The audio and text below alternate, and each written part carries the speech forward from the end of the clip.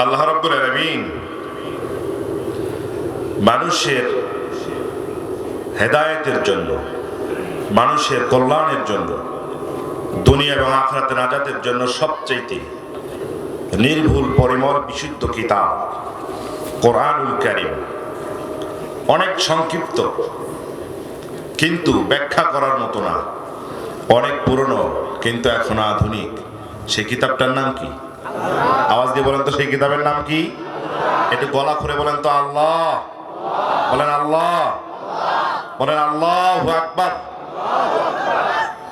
সবাই মনে হয় একটু জড়সড় হয়ে গেছে, একটু মনে হয় অনেকক্ষণ থেকে কথা শুনতেছেন। একটু হাত দুটো উপরে উঠান তো দেখি, বলে আল্লাহু আকবার, লিল্লাহি তাকবীর, লিল্লাহি তাকবীর। হাত নামান। সংক্ষিপ্তভাবে আপনাদের সাথে মৌলিকভাবে দু চারটি কথা হবে। আমরা কোরআনুল কারীমের 66 নম্বর সূরা। কত নম্বর সূরা? সবাই কথা বলেন তো, কত নম্বর সূরা? 66 নম্বর সূরা। এখানে শুধু যুবকেরা কথা বলবে, দাড়ি পাকা মুরব্বীরা কথা বলবে না। এটা কি হবে? আল্লাহ মানবে? হ্যাঁ, আল্লাহ মানবে না। আল্লাহর কাছে আপনিও জান্নাত চান, আমার যুবক ভাইরাও জান্নাত চায়, চাই কি চায় না? সুতরাং জান্নাতে যাওয়ার জন্য আমাদের একটা প্রতিযোগিতা হবে। এই প্রতিযোগিতায় কার বয়স বেশি কার বয়স কম আল্লাহ তাআলা এটা দেখবে। এজন্য আমরা যারা এখানে, যারা একটু আমাদের বয়স কমে গেছে, ঠান্ডা লেগেছে, আজকের এই যুবকদের সাথে তালে তাল মিলিয়ে আমরা আমাদের সাথে কণ্ঠ মিলিয়ে কথা বলবো ইনশাআল্লাহ। তাহলে কোরআনুল কারীমের 66 নম্বর সূরা, সূরার নাম হচ্ছে সূরা আত-তাহরীম। কি সূরার নাম? কথা বলতে হবে যে ভাই, কি সূরার নাম? সূরা আত-তাহরীম। এই 66 নম্বর সূরা, সূরা আত-তাহরীমে আল্লাহ তাআলা মোট 12টি আয়াত দিয়েছেন। আমরা এই 12টি আয়াতের মধ্য থেকে জগৎ বিখ্যাত একটি আয়াত, সুপ্রসিদ্ধ একটি আয়াত, অনেকে জানেন, অনেক কথা শুনেছেন, এমন একটি আয়াত, 6 নম্বর আয়াত আমি আপনাদের খেদমতে তেলাওয়াত করেছি। আল্লাহ রাব্বুল আলামিন এই সূরার ভিতরে দুটা রুকু দিয়েছেন। কয়টা রুকু দিয়েছেন? রাসূল সাল্লাল্লাহু আলাইহি সাল্লামের মাদানী জিন্দেগিতে এই সূরাটি আল্লাহ তাআলা নাযিল করেছেন, বলি সুবহানাল্লাহ। আল্লাহ রাব্বুল আলামিন এই সূরার ভিতরে, সূরার যে বিষয়বস্তু, এই বিষয়বস্তুটি হচ্ছে পরিবার। কি কথা বলেন? কি পরিবার? আজকের জুমায় আমি আলোচনা করলাম যে আল্লাহ তাআলা আমাদেরকে এমন একটি দিন দিয়েছেন, এমন একজন নবী দিয়েছেন, যিনি শুধু রাষ্ট্রের কথা বলে না, বিশ্বব্যাপী বিশ্ব নেতৃত্বের কথা বলে নাই। ঘরের ভিতরে রান্নার সিস্টেম, ঘরের ভিতরে ছোট্ট ছোট্ট বাচ্চা কাচ্চাদের আদব আদর্শ কি হবে, আমার বিশ্বনবী সেগুলো শিখাই দিয়েছেন, বলি সুবহানাল্লাহ। একজন মুমিন বান্দার পরিবার কেমন হবে, এই পরিবারকে কেন্দ্র করে আল্লাহ তাআলা এই সূরাটি নাযিল করে দিয়েছেন। সুবহানাল্লাহ বলবেন না? এই পরিবারের ভিতরে আল্লাহ রাব্বুল আলামিন 4 জন মহিলার নাম নিয়ে এসেছেন, 4 জন মহিলার কথা বলেছেন। এখানে তো মা বোনেরা আছে। 4 জন মহিলার কথা বলেছেন। 2 জন মহিলা হচ্ছেন জাহান্নামী, অথচ যাদের স্বামী ছিল আল্লাহ তাআলার নবী। নাউযুবিল্লাহ। আল্লাহর নবী স্ত্রী হওয়ার পরে শুধুমাত্র স্বামীর আনুগত্য না করার কারণে, নবীর আনুগত্য না করার কারণে আল্লাহ তাআলা তাদেরকে জাহান্নাম ঘোষণা দিয়েছেন। তার মানে এখানে যে মা বোনেরা এসেছেন, তাদের জন্য প্রথমেই একটি ট্যাবলেট হচ্ছে, যদি কোনো স্ত্রী স্বামীর অবাধ্য আচরণ করে, স্বামীর যদি আনুগত্য না করে, আপনার নামাজ রোজা, আপনার তাসবিহ তাহলিল দান সদকা আল্লাহর দরবারে পৌঁছে যাবে না।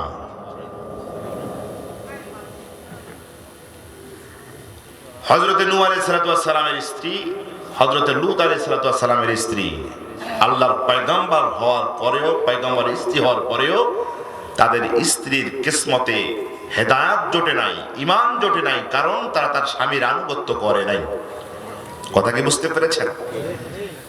এরপর আল্লাহ রাব্বুল আলামিন 2 জন মহিলার কথা বলেছেন। যে 2 জন মহিলার মধ্যে এক মহিলার বিয়েই হয় নাই। অথচ আল্লাহ তাআলা তাকে জান্নাত দিয়েছেন। সুবহানাল্লাহ বলবেন না? মারিয়াম আলাইহিস সালাম বিয়ে হয় নাই, পুরুষ কি জিনিস জানে না, অথচ আল্লাহ তাআলা তাকে জান্নাতের মেহমান বানিয়ে দিয়েছেন। এরপরে আল্লাহ রাব্বুল আলামিন আরেকজন মহিষী নারীকে জান্নাত দিয়েছেন, যেই মহিষীর স্বামী হচ্ছে তাম পৃথিবীর স্বৈরাচার, জালিম, সবচাইতে বড় কাফের বেঈমান, লাআনাতুল্লাহি আলাই, মিস্টার ফেরাউন। এই ফেরাউনের মতো বড় কাফেরের স্ত্রী হওয়ার পরেও হযরতে মা আসিয়া আলাইহিস সালাম আল্লাহ তাআলার উপর ঈমান রাখার কারণে আল্লাহ রাব্বুল আলামিন তার জন্য জান্নাত দিয়ে দিয়েছেন।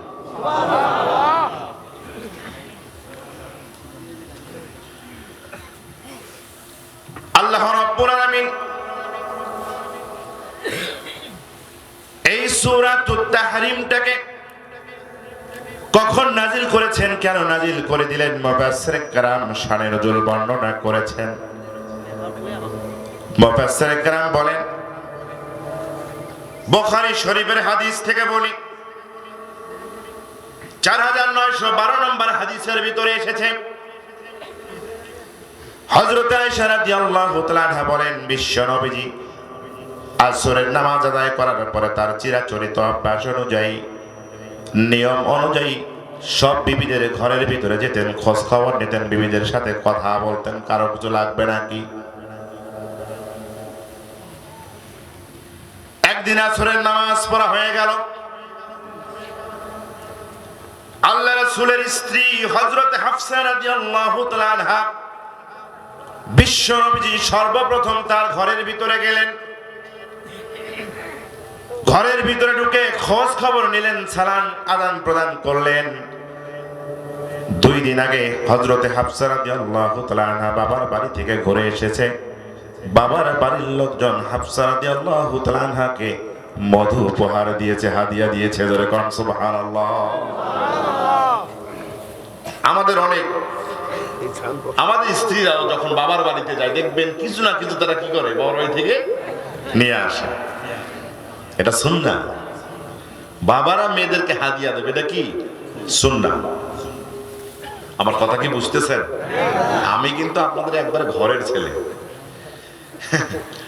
আমি আপনাদের একবারে ঘরের ছেলে, আশা করি কথা বুঝতে পারবেন।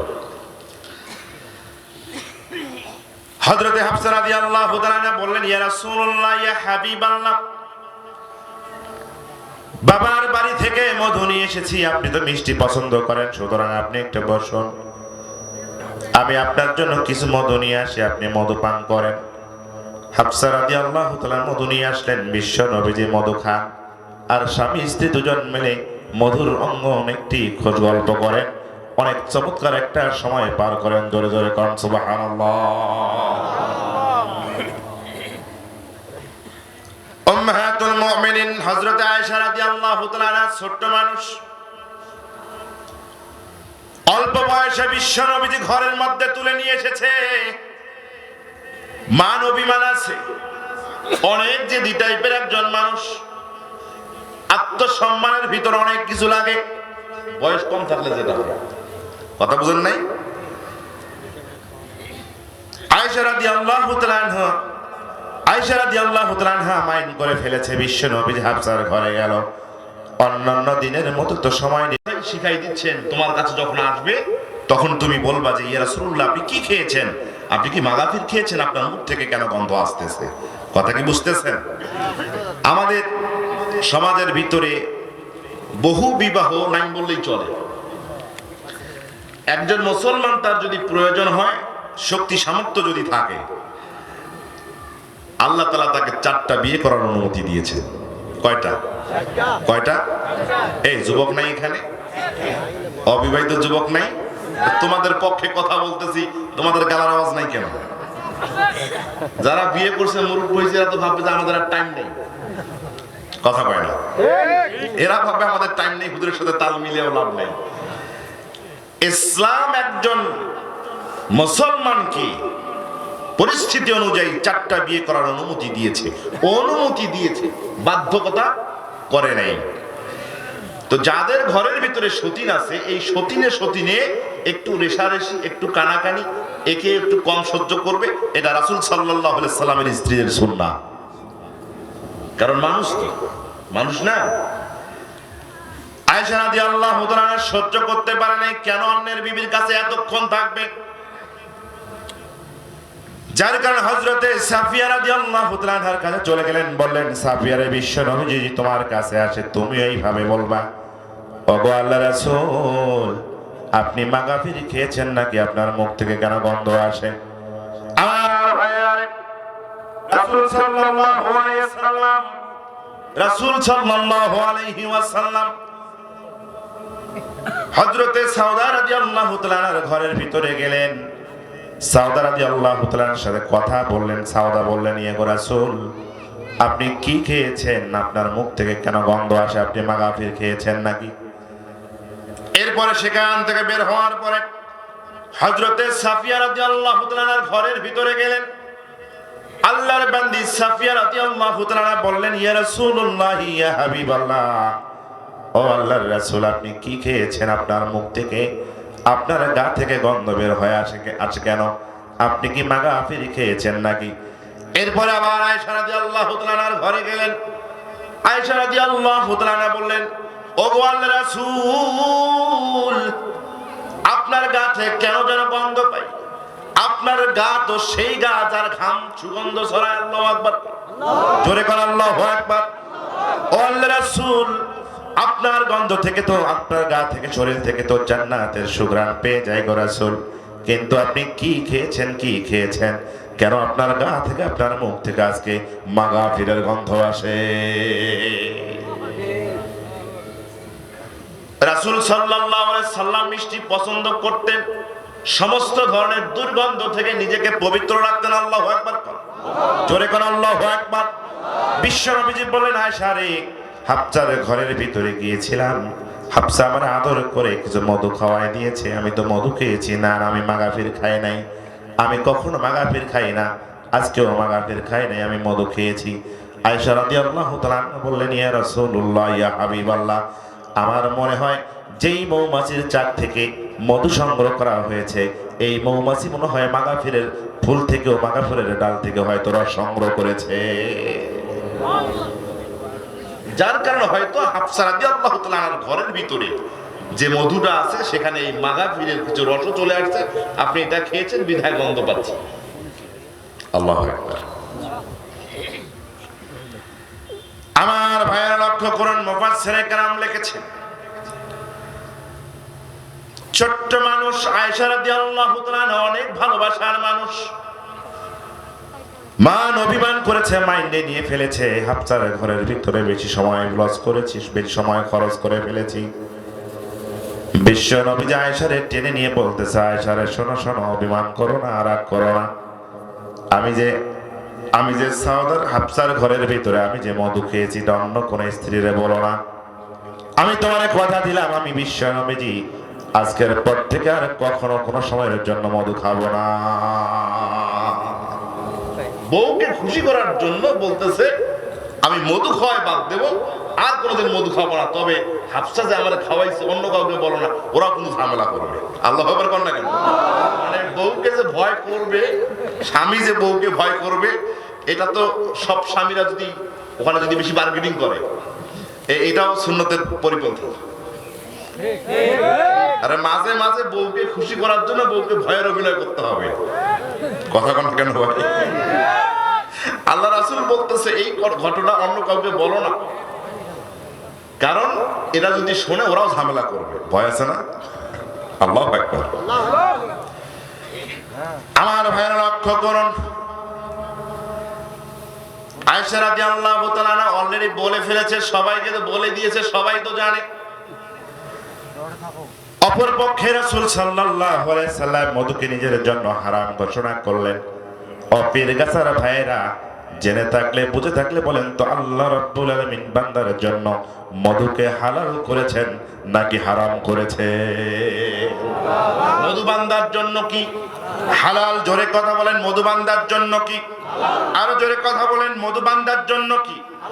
আল্লাহ রাব্বুল আলামিন বলেন, আমার হাবিব না না, আমি আমার বান্দার জন্য মধু হালাল করেছি, তোমার জন্য মধু হালাল করে দিয়েছে রে হাবিব। তোমার স্ত্রীকে সন্তুষ্ট করার জন্য কখনো তোমার নিজের পক্ষ থেকে মধুকে হালাল হারাম ঘোষণা করতে পারো না। আল্লাহ রাব্বুল আলামিন বললেন, ইয়া আইয়ুহান নাবিয়্যু লিমা তুহাররিমু মা আহালাল্লাহু লাকা। আল্লাহ রাব্বুল আলামিন বললেন, ও আমার হাবিব, আল্লাহর পক্ষ থেকে যা তোমার জন্য হালাল হয়েছে রে নবী, কখনো কখনো সেই বস্তুটাকে, সেই খাদ্যটাকে তুমি তোমার জন্য হারাম করে নিও না। আল্লাহ তাআলা পারিবারিক একটি সংকট নিরসন করার জন্য, পরিবারের ভিতর একটি শান্তি বজায় রাখার জন্য রাসূল সাল্লাল্লাহু আলাইহি সাল্লামকে সমাধান দিয়ে বললেন, নবী, না এটা করা যাবে না। বউকে খুশি করার জন্য, বউয়ের সন্তুষ্টির জন্য এটা করা যাবে। কথা কি বুঝতেছেন আমার ভাইরা? কথা কি বুঝতেছেন? যে ভাইরা দাঁড়িয়ে আছেন, একটু বসা যায় না ভাই? সম্মানিত হাজিরিন, এই যে আজকে আপনাদের যে তাফসিরুল কোরআন মাহফিল, আমি দেখে খুবই ভালো লাগতেছে আমার, কিন্তু আসার পর থেকে একটু একটু এদিক সেদিক শোনার পরে আমার একটু খারাপ লেগেছে। আমি যতটুকু তথ্য পেয়েছি, যেই সমস্ত যুবকেরা এখানে সম্ভবত একটি কবরস্থান করার জন্য, আল মুসলিম যুব সংঘ সাদকা ফাউন্ডেশন একটি কবরস্থান করার জন্য,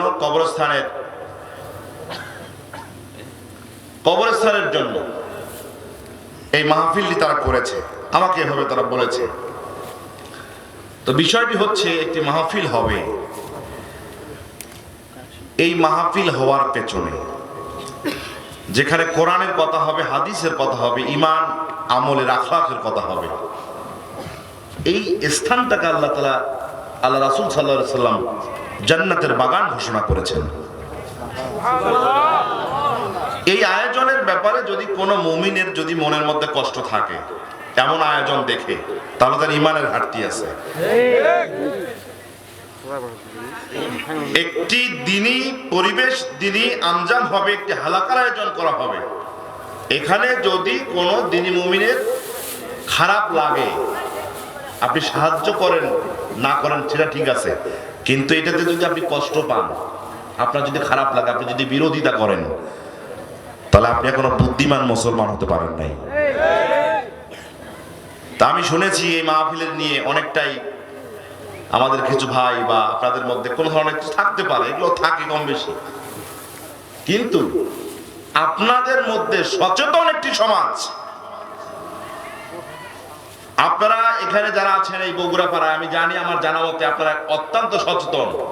শিরিক, বেদাত, তাওহীদের সাথে আপনাদের কোনো আপোষ নাই। তো আপনাদের এই জায়গা থেকে একটু একটু কেমন কেমন আসার কারণে আমার একটু খারাপ লেগেছে। এই ছেলেরা চাইলেই, আমি তো দেখেছি যে শীতকাল আসলে যাত্রা গান, পালা গান, তারপরে আপনার কত ধরনের সার্কেস আসতো না? এখন এগুলো খোঁজে পাওয়া যায়? কেন পাওয়া যায় না ভাই? কেন পাওয়া যায় না? পাওয়া যায় না একটা কারণে, এখনকার যুবকেরা ইসলাম বুঝেছে, ঈমান বুঝেছে, আল্লাহ রাসূলের আদর্শ তারা বুঝে, যার কারণে এখনকার যুবকেরা পালা গান, যাত্রা প্যান্ডেলের আয়োজন করে না, তারা কোরআন শোনার জন্য, মানুষের জন্য আয়োজনের ব্যবস্থা করে। ঠিক না?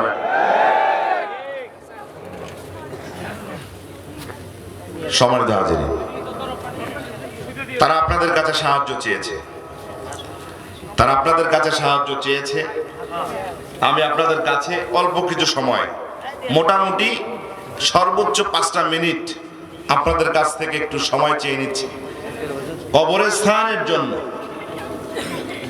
এই মাহফিলের জন্য, এই যে সাদাকা ফাউন্ডেশনটি আছে, এই ফাউন্ডেশনের জন্য আমি আপনাদের কাছ থেকে 5 জন ব্যক্তি চাচ্ছি। এমন 5 জন ব্যক্তি এখানে দাঁড়াবেন যার কাছে টাকার কোনো অ্যামাউন্ট আমার পক্ষ থেকে দেওয়া নাই।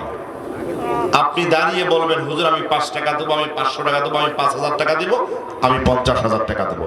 আপনি যে অ্যামাউন্টটা বাজেট করবেন, এরকম 5 জন ব্যক্তি আমি দেখতে চাই। ইসলাম 5টা মৌলিক ইবাদতের উপরে, মৌলিক ভিত্তির উপরে দাঁড়িয়ে আছে। ইসলামের ভিত্তি হচ্ছে 5টি। এই 5টি ভিত্তির সাথে আমি 5 জন ব্যক্তি নিতে চাই, দেখতে চাই, স্বেচ্ছায় দাঁড়িয়ে আল্লাহর দ্বীনের জন্য, কোরআনের জন্য, আপনার নাজাতের জন্য, আমলের জন্য 5টা ব্যক্তি দাঁড়িয়ে নিজস্বভাবে, স্বতঃস্ফূর্তভাবে একটা অ্যামাউন্ট, একটা সংখ্যা আপনি ঘোষণা করবেন।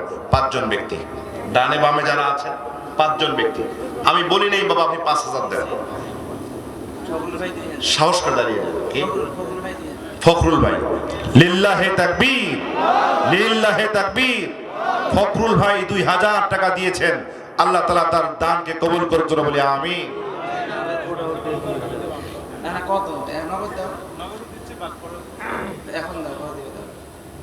কি নাম আপনার? লিল্লাহে তাকবীর। হোসেন ভাই, হোসেন ভাই জিন্দাবাদ, জিন্দাবাদ। আল্লাহ তাআলা। বিলাল ভাই কই? বিলাল ভাই কই? মুখটা দেখি একটু। আল্লাহু আকবার। বিলাল ভাই 1000 টাকা দিয়েছে। আর 2 জন ব্যক্তি, 2 জন। এরপরে কিন্তু চেয়ে নেব, বুঝছেন? কি নাম ভাই? লিল্লাহে তাকবীর। আল্লাহ তাআলা। মুমিন ভাই 5000 টাকা আল্লাহ তোমার দ্বীনের জন্য, গোরস্থানের জন্য দান করার জন্য নিয়াত করেছে রে মালিক। ও মালিক, কোরআনুল কারীমের বাগান থেকে তোমার গুনাহগার বান্দা কত না দাড়ি পাকা মুরব্বি, কচি কাঁচা যুবক যুবতীদেরকে নিয়ে দোয়া করে দেয় আল্লাহ। ও মালিক, এ পর্যন্ত যেই 4 জন ভাই তোমার দ্বীনের জন্য দান করলো রে মালিক, আয় আল্লাহ তাআলা মেহেরবানি করে তাদের দান সদকাটাকে তুমি কবুল করে নাও, জোরে বলেন আমিন। এটা কে দিয়েছে? এটা কি মুমিন ভাই? এটা আর কি আছে? আর একজন জরুল ভাই। 5 জন হয়েছে কি? না না, আমি তো নিব। আমি তো যারা পরে দেবে তাদের বেশি করে নেব। এটা কার? জহুরুল ভাই 1000 টাকা। লিল্লাহে তাকবীর, লিল্লাহে তাকবীর। আব্দুর রাজ্জাক, আল্লাহ তাআলা তোমার বান্দা, তোমার নামে নাম মালিক রে। ও মালিক, আব্দুর রাজ্জাক ভাই 5000 টাকা দান করেছে রে মালিক। কি জন্য দান করলো আমরা জানি না। আল্লাহ যে বান্দা তোমারে দেয় তুমি সেই বান্দারে ঠকাও না। আল্লাহ যেই বান্দারা দান করেছে মালিক, মেহেরবানি করে তাদের জানে মানে বহু গুণে তুমি বরকত দিয়ে দাও, জোরে কোন আমিন। লিল্লাহে তাকবীর, লিল্লাহে তাকবীর। মুস্তাফা ভাই, মুস্তাফা ভাই জিন্দাবাদ, জিন্দাবাদ। আল্লাহ তাআলা মুস্তাফা ভাই 500 টাকা দান করেছে। আল্লাহ তাআলা কবরস্থানের জন্য, ফাউন্ডেশনের জন্য দান করেছে রে মালিক। কোরআনুল কারীমের এই মাহফিলের জন্য দান করেছে। আল্লাহ তাআলা দানটাকে তুমি কবুল করে নাও। আসিয়া খাতুন নামে এক মা 500 টাকা দিয়েছে। আল্লাহ তাআলা এই মায়ের কলিজাটাকে ঠান্ডা করে দিন, জোরে বলে আমিন। আল্লাহ তাআলা মায়ের মনের আশা পূরণ করে দাও। আল্লাহ সন্তান সন্ততিগুলোকে কবুল করে নাও। আল্লাহ সুস্থ থাকলে, অসুস্থতা থাকলে দূর করে দাও। আরো ব্যাগ আছে নাকি? নাই নাই। সম্মানিত ভাইরা, তাহলে আমরা আলোচনা করছিলাম কোরআনুল কারীমের 66 নম্বর সূরা, সূরার নাম হচ্ছে সূরা তাহরিম। এই সূরা আল্লাহ রাব্বুল আলামিন নাযিল করেছেন পরিবারকে কেন্দ্র করে, পারিবারিক ছোট্ট একটি সমস্যা সমাধান করার জন্য আল্লাহ তাআলা তার হাবিবের উপরে এই সূরা নাযিল করেছেন। আমার ভাইরা, আল্লাহ রাব্বুল আলামিন এই সূরার 6 নম্বর আয়াতের ভিতরে বলেছেন, ইয়া আইয়ুহাল্লাযীনা আমানু কু আনফুসাকুম ওয়া আহলিকুম নারা। বলে আমিন। সবাই বলে আল্লাহুম্মা আমিন। আল্লাহ তাআলা বলেছেন, ও হে ঈমানদারেরা, ও ঈমানদারেরা শোনো, তোমরা নিজেরা জাহান্নাম থেকে বাঁচো এবং তোমার পরিবার পরিজনদেরকেও জাহান্নামের আগুন থেকে বাঁচাও। আল্লাহ তাআলা এরপরে বললেন, এটা তো সেই জাহান্নাম যেই জাহান্নামের জ্বালানি হবে মানুষ এবং পাথর। আল্লাহু আকবার। আল্লাহ বলছেন, তুমি নিজে জাহান্নামের আগুন থেকে বাঁচো, তোমার পরিবার পরিজনকে আগুন থেকে বাঁচাও। এই জাহান্নামের জ্বালানি হবে মানুষ এবং পাথর। আল্লাহ বললেন, এই জাহান্নামের ভিতরে এমন কিছু নির্দয় নিষ্ঠুর ফেরেশতা রয়েছেন যারা কখনো আল্লাহ তাআলার আদেশ মানতে অবাধ্য হয় না। তারা তাই কাজ করে যে কাজের জন্য আল্লাহ তাআলা তাদেরকে আদেশ করে। আমার ভাইয়েরা, আমাদের সমাজের ভিতরে একটি স্বার্থপরতার মতো একটি কথা আছে, যেটা আমরা বলি যে চাচা আপন জীবন, বলি না? নিজে বাঁচলে, কথা কন না কেন ভাই, নিজে বাঁচলে মানুষ মানুষকে বলে নিজে বাঁচলে বাপের নাম, আর আল্লাহ বলতেছে নিজে বাঁচার কোনো সুযোগ নাই, তোমাকে বাঁচলে পরিবার পরিজনদেরকে নিয়ে বাঁচতে হবে। ঘুম থেকে গভীর রাতে উঠে একা একা তাহাজ্জুদ নামাজ পড়ো, আর তোমার স্ত্রীর মাথায় কাপড় নাই, তোমার স্ত্রীর পেটে কাপড় নাই, পিঠের মধ্যে কাপড় নাই, কি মনে করেছো একা একা জান্নাতে যাবে? তোমার স্ত্রীকে জান্নাতে নিয়ে যাবে না? আল্লাহ বলতেছে এটা হবে না, এটা হবে না। নিজেকে জাহান্নামের আগুন থেকে বাঁচতে হবে, তোমার স্ত্রী, তোমার সন্তান, পরিবার পরিজনকেও জাহান্নামের আগুন থেকে বাঁচানোর চেষ্টা করতে হবে। আদেশ কার? কথা কোন আদেশ কার? পৃথিবীতে যতগুলি ধর্ম আছে, এই পৃথিবীতে যতগুলি ধর্ম আছে, কোন ধর্ম পরিবার গঠনের উপরে গুরুত্ব প্রদান করে নাই। একমাত্র ইসলাম ধর্ম পরিবার গঠন করা, পরিবারকে ইবাদতের কারখানা বানিয়ে দিয়েছেন। সুবহানাল্লাহ বলবেন না? বিশ্ব নবীর হাদিস অনুযায়ী বলি, কোন বান্দা যদি পরিবারের জন্য যত আয়োজগার করে, পরিবার গঠন করার জন্য যত ইনকাম করে, যত ইনকাম গুলো ব্যয় করে, সন্তান সন্ততির মানুষ করা, স্ত্রী বিবিদের ভরণ পোষণ পালন করা, এই যে সংসার চালানোর জন্য যাহা কিছু ব্যয়, রাসূল সাল্লাল্লাহু আলাইহি সাল্লাম বলেছেন একজন ইমানদারের এই ব্যয়গুলো কখনো সাধারণ ব্যয় হিসাবে গণ্য হয় না, বরঞ্চ একজন মুসলমান খানায় কাবায় দান করলে যে সওয়াব পাবে, একজন ইতিম মিসকিনকে টাকা দান করলে যে সওয়াব পাবে, ওই দান, ওই সদকার সওয়াব পরিবারের পেছনে ব্যয় করলে সে পেয়ে যাবে। জোরে কোন সুবহানাল্লাহ। আপনি বাজারে গেছেন আপনার ছোট্ট একটা বাচ্চাকে নিয়ে, দোকানে চলে গেছেন, বাচ্চা দোকানে যাওয়ার পরে পটেটো নেমে কান্নাকাটি শুরু করেছে, কিন্তু আপনি পটেটো নিয়ে দেবেন না বাচ্চাকে, পটেটো দেওয়ার পক্ষে আপনি না, আপনি বলতেছেন না পটেটো হবে না, বাসায় যে ভাত খাওয়া, অনেক পটেটো খাইছো, খাওয়া যাবে না। এইভাবে বাচ্চাদেরকে বুঝ দেই না দেই, কথা কন বুঝ দেই না দেই, বাচ্চা কান্নাকাটি শুরু করেছে, শেষ পর্যন্ত বাধ্য হয়ে সন্তানকে খুশি করার জন্য, কান্না থামানোর জন্য পকেট থেকে 10টা টাকা বের করে আপনি সন্তানকে একটা পটেটো কিনে দিয়েছেন। আল্লাহ রাসূলের হাদিসের ভাষ্য হচ্ছে, গোলাম শোনো শোনো শোনো, এই যে তোমার বাচ্চার কান্না থামানোর জন্য বাধ্য হয়ে 10টা টাকা তুমি বের করে খরচ করলার বান্দা, না না, এটা এমনি এমনি খরচ হয়ে যায় নাই, যদিও অবাধ্য হয়ে দিয়েছো, বাধ্য হয়ে তুমি দিয়েছো, এই 10টা টাকা আল্লাহর দরবারে সদকার খাতায় উঠে গেছে। ধরে বল সুবহানাল্লাহ। আল্লাহ রাব্বুল আলামিন মুসলমানদের পরিবারটাকে জান্নাতের টুকরো বানায় দিয়েছেন, রহমতের দরজা বানায় দিয়েছেন, ইবাদতের কারখানা বানায় দিয়েছেন। স্ত্রীর সঙ্গে খোঁজ গল্প করবেন, মিষ্টি হেসে হেসে কথা বলবেন, স্ত্রীকে আবেগ দিয়ে ভালোবাসবেন নিজের জন্য, নিজের নফসের জন্য, জৈবিক চাহিদার জন্য। আপনি চাইলেই এমনটা করতে পারেন, কিন্তু এই কাজটা শুধু কাজের মধ্যে থাকে না। স্ত্রীর দিকে সুনজরে দেখেছেন, মায়ের নজরে তাকিয়েছেন, ভালোবাসার আবেগ দিয়ে তাকিয়েছেন। আপনার এই ভালোবাসার আবেগ দিয়ে তাকানোর কারণে আল্লাহ রাব্বুল আলামিনের আরশে আজিম খুশি হয়ে যায়। জোরে বল সুবহানাল্লাহ। পৃথিবীতে যতগুলি ধর্ম আছে, কোন ধর্ম পরিবার গঠন করার ব্যাপারে কোন ধরনের গুরুত্ব আরোপ করে না, একমাত্র ইসলাম ছাড়া। অন্যান্য ধর্মের মানুষেরা পরিবার গঠনকে প্রয়োজন মনে করে, তারা মনে করে যে বিয়ে করব, যদি প্রয়োজন হয় বিয়ে করব, যদি প্রয়োজন না হয় আমি বিয়ে করব না। কিন্তু ইসলাম ধর্মের ভিতরে এমনটা করার সুযোগ নাই।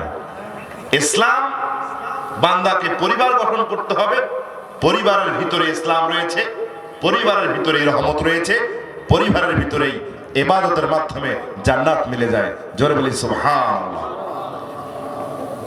যার কারণে আজকের পশ্চিমা বিশ্বের যে পরিবারগুলো আছে, এই পরিবারগুলো এমন একটা অবস্থা হয়ে গেছে, তাদের সুপ্রতিষ্ঠিত কোনো পরিবার নাই।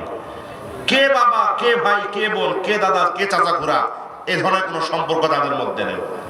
আর আমাদের পরিবারের ভিতরে আমাদের বাবার সাথে মায়ের, মায়ের সাথে বাবা, ভাইয়ের সাথে বোনের, চাচার সাথে ভাতিজা, দাদার সাথে নাতির একটা আত্মার সম্পর্ক আছে না নেই? আমরা একজনের সাথে আরেকজনের কাছে প্রশান্তি পাই, প্রেম, ভালোবাসা, মায়া মহব্বত আমাদের মধ্যে তৈরি হয়ে যায়। এটা আমাদের মুসলিম সমাজের পরিবারগুলোর মধ্যে আছে, কিন্তু পশ্চিমা সভ্যতার পরিবারগুলোর মধ্যে এগুলো নাই।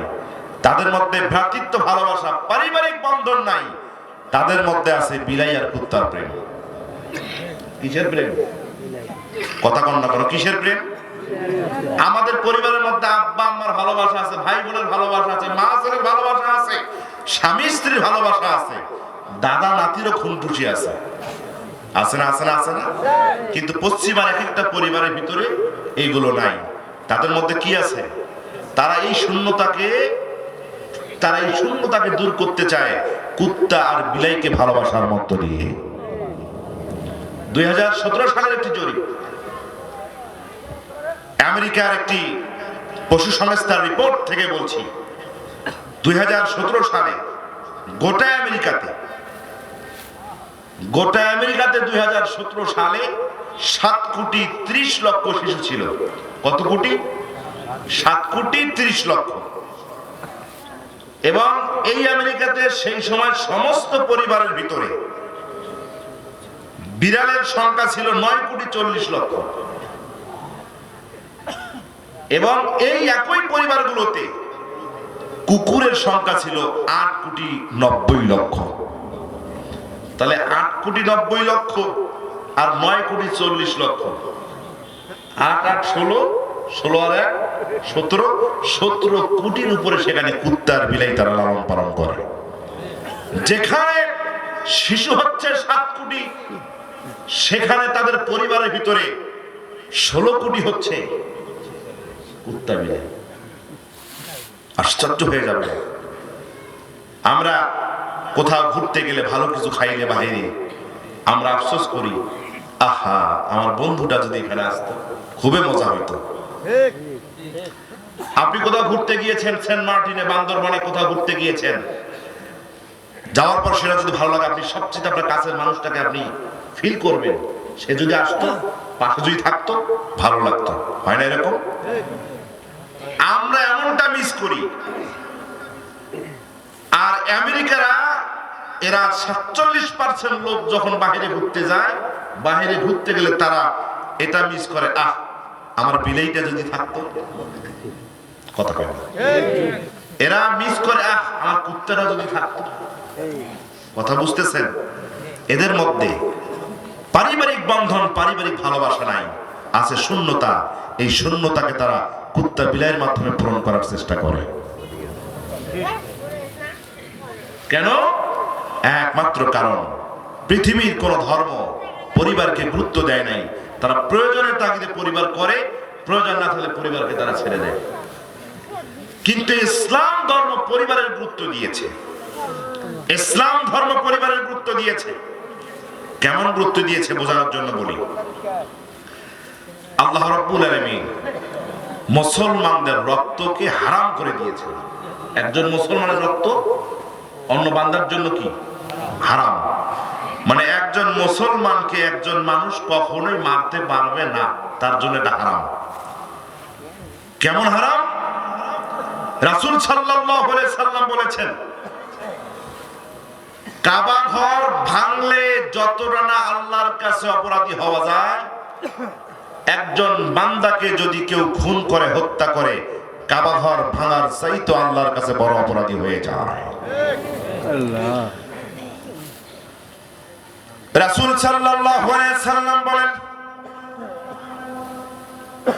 লাউ আন্না আহলাস সামাই ওয়া আহলাল আরদি, রাসূল সাল্লাল্লাহু আলাইহি সাল্লাম বলেন, আমার উম্মতেরা শোনো, আল্লাহ রাব্বুল আলামিন তার বান্দার রক্তের দাম, মুসলমানের রক্তের দাম এত বেশি দিয়েছেন, আসমানবাসীরা জমিনবাসীরা সকলে মিলে যদি একজন মুসলমানকে হত্যা করে ফেলে, আসমানের সমস্ত ফেরেশতা কুল, জমিনের সমস্ত জিন ইনসানেরা মিলে যদি আল্লাহর একজন বান্দাকে, একজন মুসলমানকে যদি হত্যা করে ফেলে, বিশ্ব নবী যে বলেছেন একজন বান্দার হত্যার প্রতিশোধ নেওয়ার জন্য আল্লাহ রাব্বুল আলামিন আসমানবাসী জমিনবাসী সকলকে জাহান্নামে নিক্ষেপ করতে কখনো পরোয়া করবে না।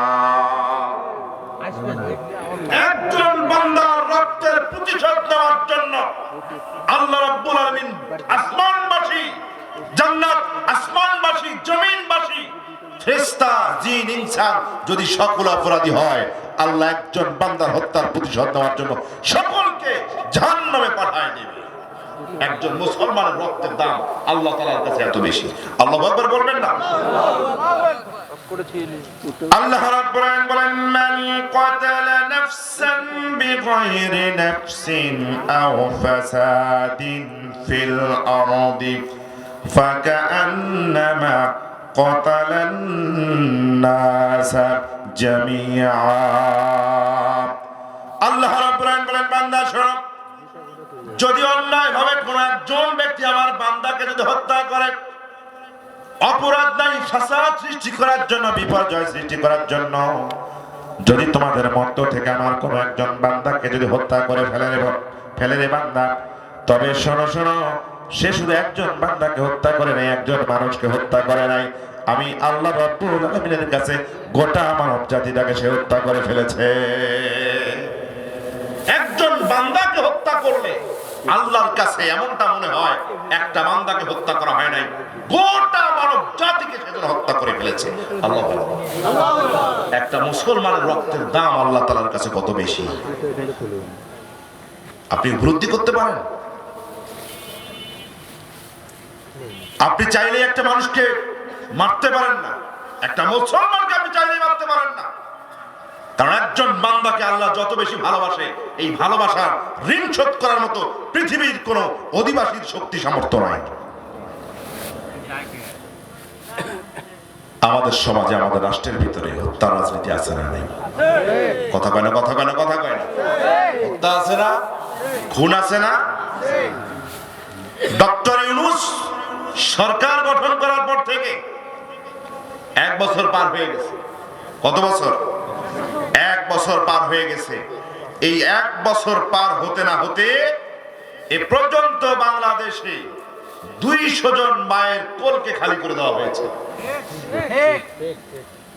200 জন মানুষকে হত্যা করে ফেলা হয়েছে। শুধু তাই নয়, আপনি আশ্চর্য হবেন, যারা নিজেদেরকে বড় দল হিসেবে দাবি করে, যারা মনে করে আগামী বাংলাদেশের শাসক হচ্ছে আমরা, এমন একটা দল 1 বছরের মধ্যে, এমন একটা দলের ভিতরে আধিপত্য, ক্ষমতার লড়াই, চাঁদাবাজি, পদ পদবি, এই বিভিন্ন অঘটনকে কেন্দ্র করে ওই দলের ভিতরে এ পর্যন্ত 1 বছরে 85 জন মানুষকে হত্যা করে ফেলা হয়েছে। কতজন? আমি আশ্বস্তের সাথে বলতে পারি, আশ্চর্য হয়ে যাই, যেই দলের ভিতরে দলের অভ্যন্তরীণ বিশৃঙ্খলার জন্য 1 বছরের মধ্যে 85 জন হত্যাকে, 85 জন মানুষকে হত্যা করে ফেলা হয়, সেই দল 18 কোটি মুসলমান জীবনের নিরাপত্তা দেবে কিভাবে আমার বিখ্যাত হয় না?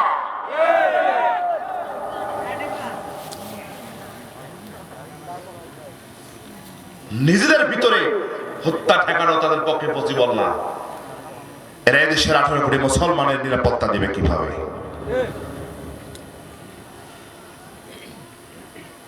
আমার ভাইরা, হত্যাকে আমরা মামুলি বিষয় মনে করি, হত্যাকে আমরা মামুলি বিষয় মনে করি। 1 বছরে 200 জন মায়ের কোল খালি হয়েছে। ডক্টর ইউনূসের সরকার একটা হত্যার বিচার এখন পর্যন্ত করতে পারে নাই। আর যখনই এদেশে ভারতপন্থী স্বৈরা শাসকের দোসরেরা যখন দেখলো 1 বছরের ভিতরে 200 জন খুন হয়েছে, বিচার হয় নাই, তখন মুসলমান ভাইরা লক্ষ্য করুন,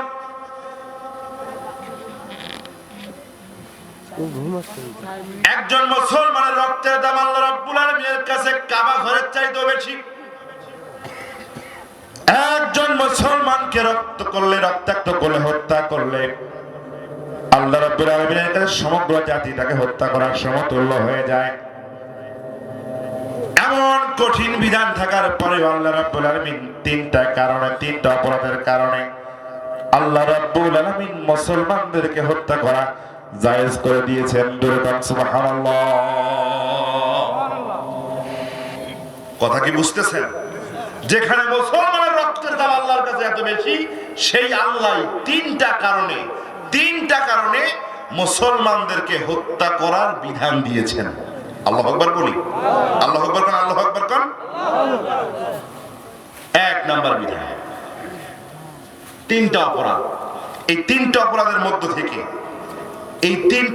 মধ্য থেকে যদি কেউ একটা অপরাধ করে, এই একটা অপরাধ করার কারণে আল্লাহ রাব্বুল আলামিনের বিধান হচ্ছে তারা তুমি হত্যা করবা। 1 নাম্বার কন্ডিশন হচ্ছে, 1 নম্বর অপরাধ হচ্ছে যখন কাউকে অন্যায়ভাবে হত্যা করা হবে, এটাকে বলে কিসাস। এটা কি বলে? হত্যার বিনিময় হত্যা। আপনি একজনকে হত্যা করে ফেলেছেন, যদি একামতে দিন প্রতিষ্ঠা থাকতো, খেলাফা যদি প্রতিষ্ঠা থাকতো, ইসলামী যদি রাষ্ট্র হতো, শরিয়া ভিত্তিক যদি রাষ্ট্র পরিচালিত হতো, আপনি একজনকে হত্যা করে ফেলেছেন, আপনার বিচার হবে হত্যার বিনিময়ে হত্যা। 2 নাম্বার হচ্ছে যদি কোনো বিবাহিত নারী কিংবা বিবাহিত পুরুষ এরা যদি জেনা করে, বিবাহিত নারী কিংবা বিবাহিত পুরুষ যদি জেনা করে, তাহলে এই জেনাকারীর শাস্তি হচ্ছে তাদেরকে হত্যা করে ফেলতে হবে। এরপরে 3 নাম্বার হচ্ছে মুফাররিকুল জামাআহ। যদি কোনো ব্যক্তি ইসলাম থেকে যদি বের হয়ে যায়, তার ঈমান থেকে যদি বের হয়ে যায়, ইসলাম ধর্ম থেকে যদি বের হয়ে যায়, তাহলে সে মুরতাদ। আর এই মুরতাদের বেঁচে থাকার কোনো অধিকার নাই। ইসলাম ত্যাগ করার সঙ্গে সঙ্গে শরিয়া ভিত্তিক রাষ্ট্র থাকলে তাকে ধরে দুনিয়া থেকে বিদায় করে দিতে হবে। কথা কি বুঝতেছেন? তাহলে 3টা অপরাধের ক্ষেত্রে মানুষকে হত্যা করা যায়, মুসলমানদেরকে হত্যা করা জায়েজ, এবং আল্লাহ বিধান দিয়েছেন। 1 নাম্বার হচ্ছে কিসাস, 2 নাম্বার হচ্ছে বিবাহিত নারী পুরুষের জেনা, 3 নাম্বার হচ্ছে মুরতাদ, যে ইসলাম থেকে বের হয়ে যায়, জামাত থেকে যে ছিটকে পড়ে যায়, তাদেরকে হত্যা করতে হবে। বিধানকার এই 3 অপরাধীকে শাস্তি দেওয়ার ক্ষেত্রে 2 অপরাধীকে কিভাবে হত্যা করতে হবে, কিভাবে মৃত্যুদণ্ড কার্যকর করতে হবে, এটার কোনো দিক নির্দেশনা শরিয়ার ভিতরে দেওয়া নাই। রাসূল সাল্লাল্লাহু আলাইহি সাল্লামের পক্ষ থেকে এরকম কোনো সুনির্দিষ্ট পন্থা দেখিয়ে দেওয়া নাই। তবে ইসলামিক স্কলাররা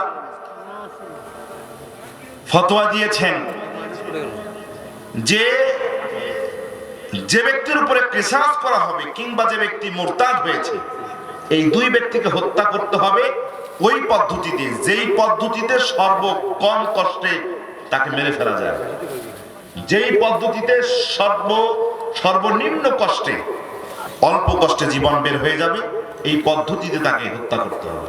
যেমন আমরা যখন কোরবানির পশু যখন আমরা কোরবানি করি, তখন রাসূল সাল্লাল্লাহু আলাইহি সাল্লামের সুন্নাহ হচ্ছে আপনি পশু কোরবানির সময় পশুকে কষ্ট কি করতে হবে? কম দিতে হবে। বেশি কষ্ট দিয়ে পশুকে কোরবানি করা যাবে না। উত্তম পদ্ধতি হচ্ছে অল্প কষ্টে তাকে জবাই করে ফেলা। আমার ভাইরা লক্ষ্য করুন,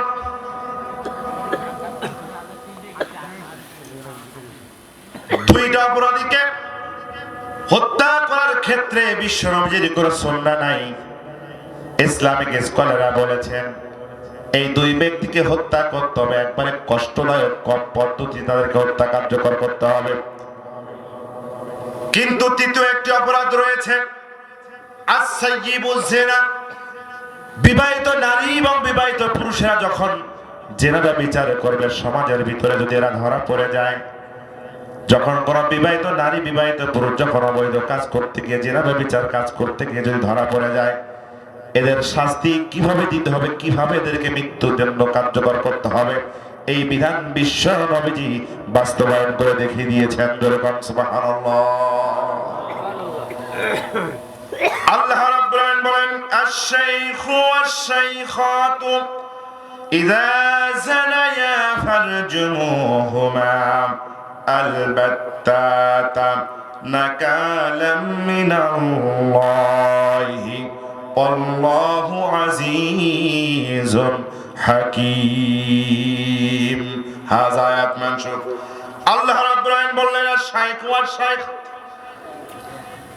ও আমার হাবিব, আপনার সমাজের ভিতরে যখন বিবাহিত পুরুষ জেনা করবে, বিবাহিত নারীরা জেনা করবে, যখন জেনা করবে, যখন তারা জেনা করবে, এদেরকে রজম করে হত্যা করতে হবে। রজমটা কি বিশ্ব নবীজি বাস্তবায়ন করে দেখিয়েছেন।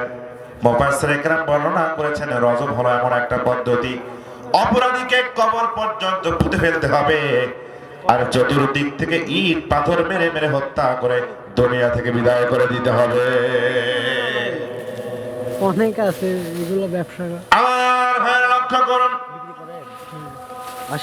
বিশ্ব নবীজির কাছে একজন বিধবা মহিলা আসলেন। একজন বিধবা নারী এসে বলছেন, ইয়া রাসূলুল্লাহ, ইয়া হাবিবাল্লাহ, আমি হলাম বিধবা নারী, আমার কোনো স্বামী নাই, তবে আমার এই পেটের ভিতরে যে বাচ্চারা দেখতেছেন, এটা হলো আমার অবৈধ সন্তান, যার সন্তান। ওগো আল্লাহর রাসূল, আমি গুনাহ করেছি, জেনা করে ফেলেছি, যার কারণে আমার পেটের ভিতরে সন্তান এসেছে। গো রাসূল, আমি আপনার কাছে নালিশ দিলাম, সালিশ চাওয়ার জন্য আসলাম, আমি গুনাহ করে ফেলেছি, জেনা ব্যভিচার করে ফেলেছি, সুতরাং আপনি আল্লাহ রাব্বুল আলামিন কোরআনুল কারীম দিয়ে আমাকে শাস্তি কার্যকর করুন।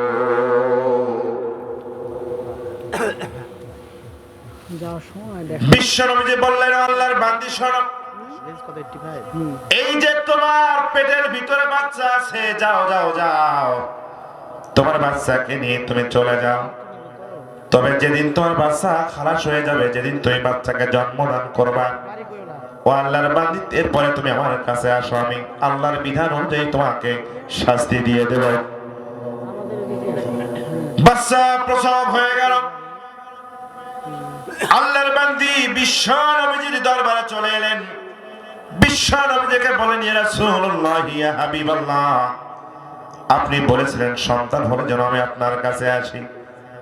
ওগো আল্লাহর রাসূল, এই যে আমার কোলে নবজাতক সন্তান, দেখেন আমার কোলের ভিতরে সন্তান আছে। ওগো মদিনার রাষ্ট্রপতি, আমার সন্তান আপনার রাষ্ট্রের জিম্মাদারিতে দিয়ে দিলাম। আমি যে জেনা ব্যভিচার করেছি, আল্লাহর কালাম অনুযায়ী আমার জেনা ব্যভিচারের শাস্তি আমার উপরে বাস্তবায়ন করুন। আমার ভাইয়েরা লক্ষ্য করুন, ওই সমাজের মুসলমানেরা, আল্লাহ রাসূলের সাহাবীরা, আল্লাহ রাসূলের মহিলা সাহাবীরা সবাই জানতো, বিবাহিত অবস্থায় যারা জিনা ব্যভিচার করে, আল্লাহ রাব্বুল আলামিনের পক্ষ থেকে বিধান হচ্ছে মৃত্যুদণ্ড কার্যকর করা। যে মানুষটা বিবাহিত অবস্থায় জিনা ব্যভিচার করবে, দুনিয়ার আলো বাতাসে তার আর বেঁচে থাকার কোনো উপায় নাই, কোনো পদ্ধতি নাই, কারণ আল্লাহ রাব্বুল আলামিন তাদেরকে রজম করে হত্যা করার বিধান দিয়েছেন। আমার ভাইয়েরা, নিশ্চিত মৃত্যু জানার পরে একজন আল্লাহর বান্দী বিশ্ব নবীর কাছে এসে সালিশ দিয়েছে, ওগো মদিনার রাষ্ট্রপতি, আমার সন্তানটাকে আপনার রাষ্ট্রের কাছে দিয়ে দিলাম, আপনার জিম্মাদারিতে দিয়ে দিলাম, কোরআনুল কারীমের বিধান অনুযায়ী আপনি আমার উপর বিচার বাস্তবায়ন করুন। বিশ্ব নবী বললেন, আল্লাহর বান্দী শোনো, যাও যাও, তুমি চলে যাও, এই যে তোমার কোলের ভিতরে নবজাতক সন্তান আছে, এই সন্তান যেদিন বড় হয়ে যাবে, নিজের মনের কথা কিছুটা বলতে পারবে, খাইতে পারবে, চলতে পারবে, যেদিন নিজে নিজে প্রস্রাব পায়খানার কথা বলতে পারবে, ক্ষুধা লাগলে খাবার চেয়ে নিতে পারবে, এইরকম বয়স যখন হয়ে যাবে, তুমি আমার কাছে আসো, আমি আল্লাহর নবী মদিনার রাষ্ট্রপতি তোমার জেনা ব্যভিচারের বিচার কার্য ফয়সালা করে দেব। কিছুদিন চলে গেল, চলে যাওয়ার পরে আল্লাহর বান্দি আল্লাহ রাব্বুল আলামিনের কাছে এমন ভাবে তওবা করেছে, ইমানের দলটা তার কলিজার ভিতরে এমন ভাবে ঘিরে গিয়েছে, দুনিয়ার মায়া ছেড়ে দিয়েছে, সন্তানের মায়া ছেড়ে দিয়েছে, আল্লাহর কোরআনের বিধান এসেছে, আল্লাহর হুকুম এসেছে, বিবাহিত নারী পুরুষদের বিচার হচ্ছে, জেনা যদি তারা করে, জেনা করলে বেঁচে থাকার কোনো অধিকার তাদের নাই। আল্লাহর বান্দি ছোট্ট সন্তানটাকে তার হাতের ভিতরে একটা রুটি দিয়ে বিশ্ব নবীজির দরবারে এসে গেছে। বিশ্ব নবীজি সাহাবায়ে কেরাম নিয়ে বসে আছেন। আল্লাহর বান্দি এসে সালাম দিয়ে বলতেছে, আসসালামু আলাইকা ইয়া রাসূলুল্লাহ, আসসালামু আলাইকা ইয়া হাবিবাল্লাহ।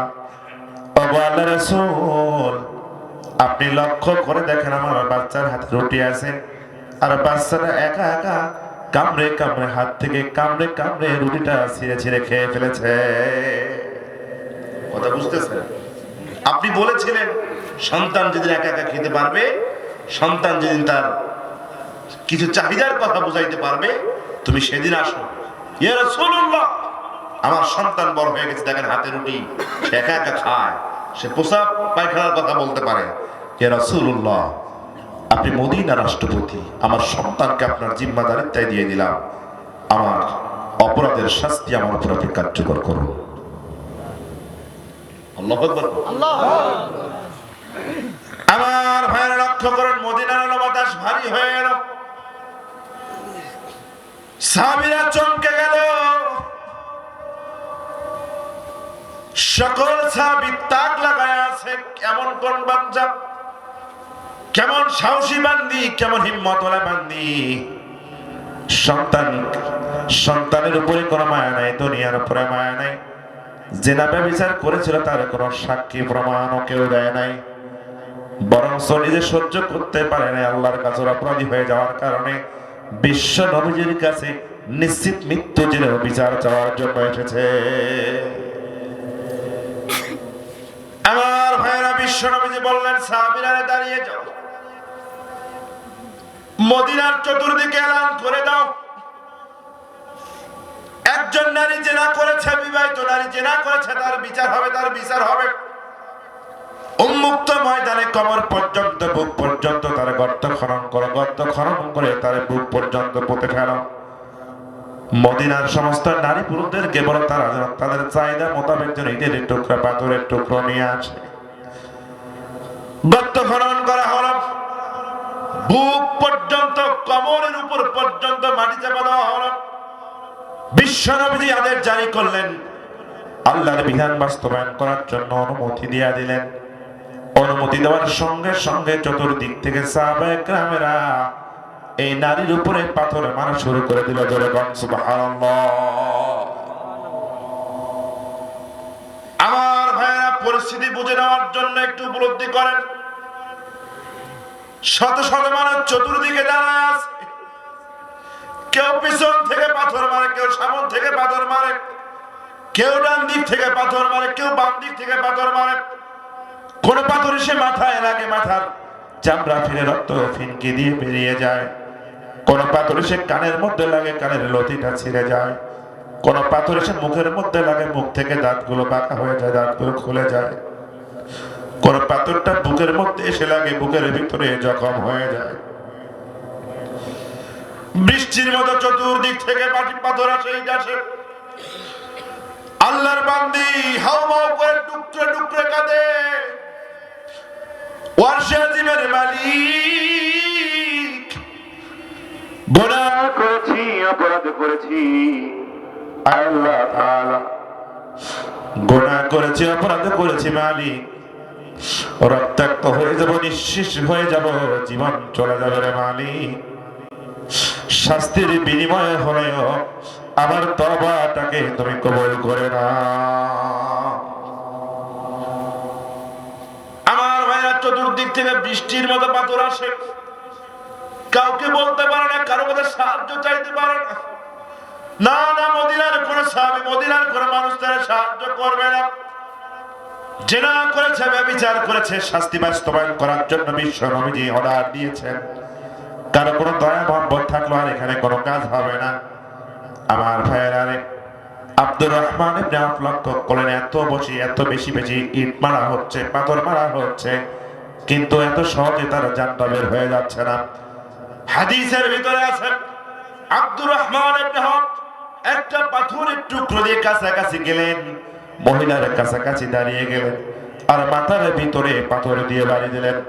পাথর বাড়ি দেওয়ার সঙ্গে সঙ্গে মাথা ফিরে দুই টুকরো হয়ে গেল, আর মাথা থেকে ফিনকি দিয়ে রক্ত এসে আব্দুর রহমান ইবনে আওফের পাঞ্জাবিতে লেগে গেল। আল্লাহ রাসূলের সাহাবীরা বললেন, আব্দুর রহমান, এই নাপাক বান্দির রক্ত তোমার পাঞ্জাবির মধ্যে লেগে গেল, কেমন হয়ে গেল? এই গুনাহগার বান্দির রক্ত তোমার পাঞ্জাবির মধ্যে লেগে গেছে, এটা কেমন হয়ে গেল রে আব্দুর রহমান? এই কথাটা বিশ্বনবীর কানের মধ্যে চলে গেছে। বিশ্বনবী বলেন, আমার সাহাবীরা রে, না না, তোমরা আল্লাহর এই বান্দিকে এমন ভাবে ভর্ৎসনা করো না, তিরস্কার করো না। আমার আল্লাহর এই বান্দিকে তোমরা গুনাহগার বলো না, অপরাধী তোমরা বলো না। আল্লাহর এই বান্দি জেনা করেছে, বিচার করেছে, সন্তানকে কোরবানি দিয়েছে, দুনিয়ার আলো বাতাসকে কোরবানি দিয়েছে, সাক্ষী না থাকার পরেও আল্লাহর বিধান কার্যকর করার জন্য নিজে এসে আমার দরবারে সাক্ষী দিয়েছে।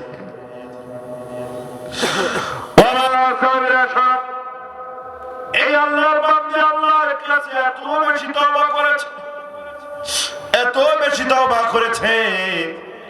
এই তওবা যদি মদিনার ৭০ জন বড় বড় অপরাধীকে যদি ভাগ করে দেওয়া হয়, যদি বড় বড় কাফের বেঈমান মুমিন মুমিনাত যত বড় অপরাধী হোক না কেন, আল্লাহ তাআলার পক্ষ থেকে যদি এই তওবা কেটে ভাগ করে দেওয়া হয়, ও আমার সাহাবীরা শোনো শোনো শোনো, এই বান্দির তওবার ওসিলায় আল্লাহ তাআলা মদিনার বড় বড় ৭০ জন কাফের, ৭০ জন বেঈমান, ৭০ জন গুনাহগারকে আল্লাহ তাআলা maaf করে দিতে পারে। জোরে কান সুবহানাল্লাহ।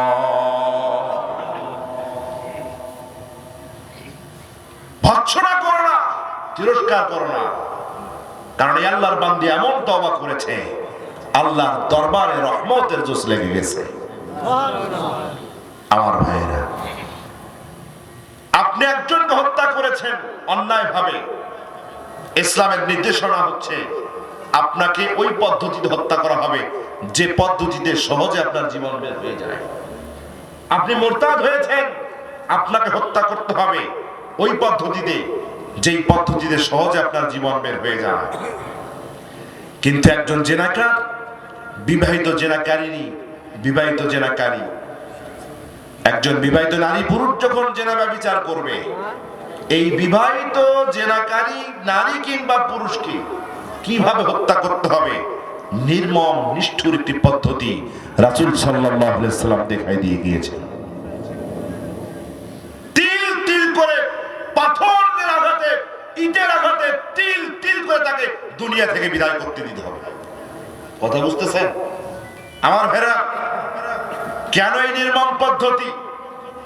একজন বিবাহিত নারী পুরুষ জেনা করলে কেন এই নিষ্ঠুর পদ্ধতিতে হত্যা করতে হবে? এর একমাত্র কারণ হচ্ছে মুসলমানদের জন্য, মুসলমানদের পরিবারের জন্য, মুসলমানের সংসারের জন্য পরকীয়া এমন একটা অপরাধ, যদি কোনো নারী, যদি কোনো পুরুষ পরকীয়া আসক্ত হয়ে যায়, মুসলমানের সংসার থাকে না, সেই মুসলমান পরিবার ধ্বংস হয়ে যায়। আল্লাহ চায় না কোন ইমানদার বান্দা বান্দির পরিবার নষ্ট হয়ে যাক, যার কারণে, যেই অপরাধের কারণে পরিবার ধ্বংস হয়ে যায়, এই অপরাধের বিচার আল্লাহ তাআলা এই পদ্ধতিতেই শরিয়ার ভিতরে বিধান করে দিয়েছেন। কথা বুঝতেছেন? এটা হচ্ছে মুসলমানদের পরিবারের গুরুত্ব। আল্লাহ তাআলা চায় না মুসলমানদের পরিবার কোনোভাবেই নষ্ট হয়ে যাক। আমাদের সমাজে জেনা ব্যভিচার আছে না, পরকীয়া আছে না, আছে না? নাই? আমাদের দিকে নাই। তবে আপনি যদি ফেসবুক চালান, আপনি যদি ইউটিউব দেখেন, বিভিন্ন সোশ্যাল মিডিয়া যদি ব্যবহার করেন, আপনি এমন কিছু নিউজ পাবেন যে নিউজটা আপনি বিশ্বাস করতে পারবেন না। ভাগ্নের সাথে মামির পরকীয়া, কথা কয় না। এখন আর দেবরের সাথে ভাবির পরকীয়া হয় না, এখন আর দেবরের সাথে ভাবির পরকীয়া হয় না, দুলাভাইয়ের সাথে শালীর পরকীয়া হয় না, এখন মামার সাথে ভাগ্নির পরকীয়া হয়। বাস্তব। সেদিন একটা খবর দেখলাম, 300 কিলোমিটার দূর থেকে এক যুবক আসছে এক বিদেশি বউয়ের ঘরে।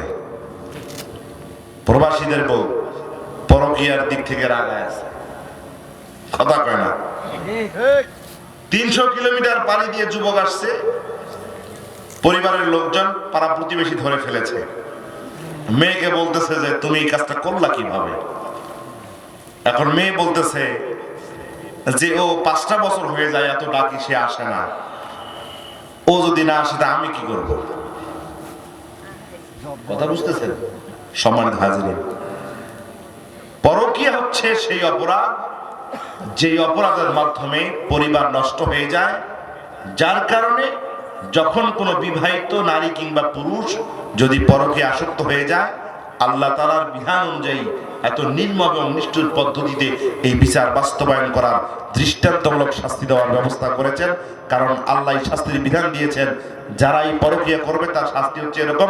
সুতরাং তোমরা পরকীয়া করো না, আর পরকীয়া না করলে তোমাদের পরিবার টিকে থাকবে। অধিকাংশ যে তালাকগুলি হয় আমাদের সমাজের ভিতরে, এই তালাকের অন্যতম একটি কারণ হচ্ছে পরকীয়া। সম্মানিত হাজিরিন, আল্লাহ তাআলা মুসলমানদের পরিবারটাকে এমন ভাবে গুরুত্ব দিয়েছেন, আগেই বলেছি একটি পরিবার হচ্ছে জান্নাতের সোপান, জান্নাতের সিঁড়ি। আপনি আপনার সন্তানকে লেখাপড়া করাবেন, লেখাপড়ার পেছনে যা খরচ করবেন সবগুলাই সাদকায়ে জারিয়া। সন্তানকে আপনি কাপড় বানায় দেবেন, সন্তানকে আপনি গাড়ি কিনে দেবেন, সাইকেল কিনে দেবেন, পরিবারের জন্য যাহা খরচ করবেন সেটাই কি সাদকায়ে জারিয়া। আল্লাহ তাআলা চান না কোন মুমিন বান্দা বান্দি একা একা জান্নাতে আসুক। আল্লাহ চান তুমি পরিবার নিয়ে দুনিয়াতে যেরকম আমার ঈমান, আমল, আখলাকের সাথে চলেছো, তুমি তোমার পরিবার নিয়ে জান্নাতের ভিতরে আসো। আল্লাহ তাআলা কবুল করুক। জোরে বলি আমিন, আর জোরে বলি আল্লাহুম্মা আমিন। আসসালামু আলাইকুম ওয়া রাহমাতুল্লাহি ওয়া বারাকাতুহু।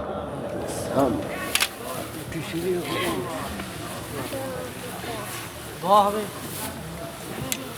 দোয়া হবে না?